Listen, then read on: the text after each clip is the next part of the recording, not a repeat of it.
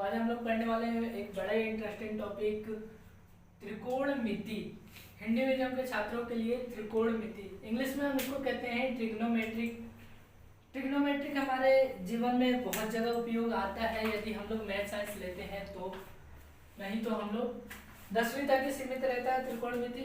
अगर हम लोग मैथ साइंस लेते हैं तो आगे आता है काम में। त्रिकोणमिति का इंग्लिश शब्द होता है ट्रिग्नोमेट्रिक, जहाँ पे ट्री का मतलब होता है, ट्री का मतलब होता है तीन, ट्री का मतलब होता है तीन, और गोन का मतलब होता है भुजा, तीन भुजा, जिसमें हम लोग तीन भुजाओं के बारे में अध्ययन करते हैं, जिसमें हम लोग तीन भुजाओं के बारे में अध्ययन करते हैं, उसी को हम लोग क्या कहते हैं, ट्रिग्नोमेट्रिक कहते हैं। तो हम लोग तीन भुजाओं के बारे में यानी कि त्रिभुज के बारे में अध्ययन करेंगे ट्रिग्नोमेट्रिक में। अब त्रिभुज कई प्रकार के होते हैं, हम लोग ज्यादा त्रिकोणमिति में ज्यादा से ज्यादा हम लोग समकोण त्रिभुज के बारे में अध्ययन करते हैं, समकोण त्रिभुज के बारे में पढ़ते हैं। समकोण त्रिभुज यदि मालूम नहीं है तो मैं आपको बता दूं कि समकोण त्रिभुज जिसमें एक कोण 90 डिग्री का हो, समकोण त्रिभुज कहलाता है। एक कोण 90 डिग्री का हो उसे समकोण त्रिभुज कहते हैं। बाकी दोनों कोण न्यून कोण होता है, बाकी दो कोण न्यून कोण होता है। 90 डिग्री के सामने वाले भुजा को हम लोग कहते हैं कर्ण भुजा, 90 डिग्री के सामने वाली भुजा को कर्ण कहते हैं। और जहां पे टीटा रहता है, जहां पे टीटा रहता है, यदि आप टीटा नहीं सुने हैं तो आगे सुनेंगे, समझ में आ जाएगा कि टीटा होता क्या है, और हम लोग इसको ट्रिग्नोमेट्रिक में बार बार प्रयोग करते हैं। तो जहां पे टीटा रहता है उसको आधार कहते हैं, जहां पे टीटा रहता है उसको आधार कहते हैं, और टीटा के सामने वाले को लंब कहते हैं, टीटा के सामने वाले को लंब कहते हैं। अब समकोण त्रिभुज के आधार पर एक पाइथागोरस नाम के वैज्ञानिक थे, पाइथागोरस ने एक प्रमेय दिया, पाइथागोरस प्रमेय। पाइथागोरस प्रमेय में उन्होंने क्या बताया, पाइथागोरस प्रमेय में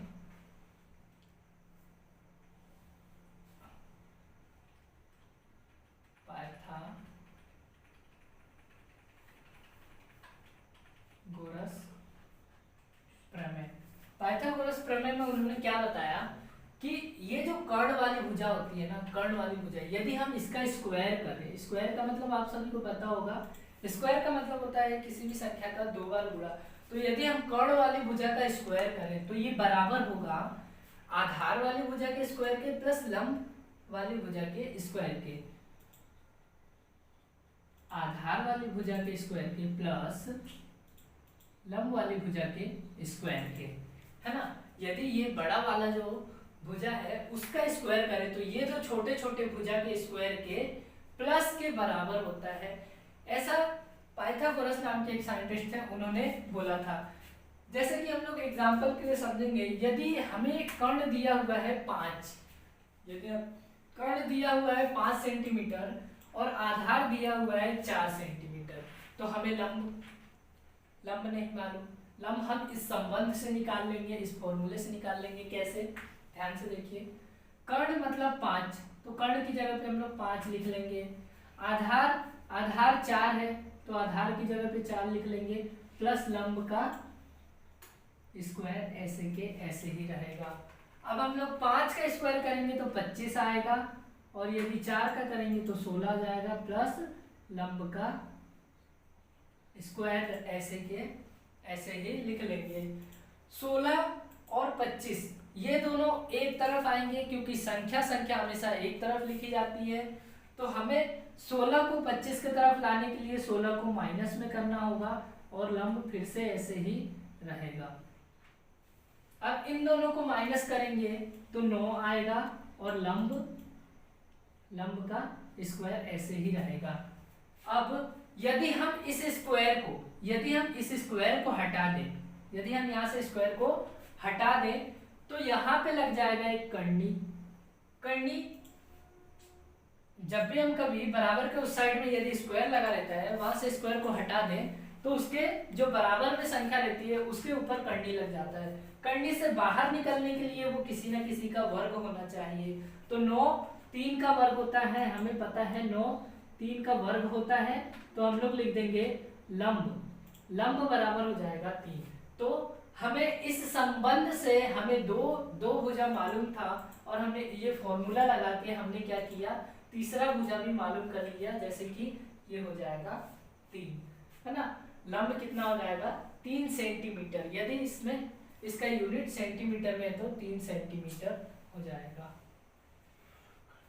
यदि इसी प्रकार हमें पता हो, 3 पता हो, यदि हमें आधार ना दिया हो तो अब हमारे पास आधार नहीं है, अब हमारे पास क्या नहीं है, आधार नहीं है। तो इसी संबंध से हम लोग आधार भी निकालेंगे, अब हमें क्या नहीं मालूम, हमने तीन आधार को मिटा दिया, हम ये मान के चलते हैं कि आधार हमें मालूम नहीं है। तो आधार को निकालने के लिए हम लोग क्या करेंगे, कर्ण के स्क्वायर की जगह पे 5 को रख लेंगे। अब हमें आधार नहीं पता, आधार नहीं मालूम है, आधार का स्क्वायर ऐसे ही रहेगा, और लंब को हमने 3 मान लिया है, तो 3 का स्क्वायर हो जाएगा, 5 का स्क्वायर 25 होता है, आधार का ऐसे के ऐसे ही रहेगा, और 3 का स्क्वायर हो जाता है 9, ये 9 इधर आएगा तो हो जाएगा 25 माइनस 9 बराबर आधार। 25 में से 9 को घटाते तो 16 बचता है, आधार का स्क्वायर है, यहाँ पे 16 बचता है, और 16 आधार हो जाएगा। यदि हम यहाँ से स्क्वायर को हटाएं तो यहाँ पे लग जाएगा करनी, और करनी बाहर निकलेगा, ये 16 करनी से बाहर निकलेगा तो 4 निकलेगा, क्योंकि 16 4 का वर्ग होता है। तो आधार यहाँ से हमें मिल गया, आधार मिल गया 4। इसी प्रकार यदि हम चाहे तो कर्ण को भी निकाल सकते हैं, यहाँ पे हम कर्ण की वैल्यू नहीं रखेंगे, आधार और लंब यदि हमें पता रहेगा तो आधार और लंब रख लेंगे, उनके स्क्वायर का दोनों का प्लस कर लेंगे, तो हमें मिल जाएगा कर्ण, है ना। तो तीनों भुजाएं इसी प्रकार से हम लोग निकालेंगे, और यदि किसी प्रकार की समस्या हो तो आगे की वीडियो में हम लोग क्लियर कर रहे होंगे।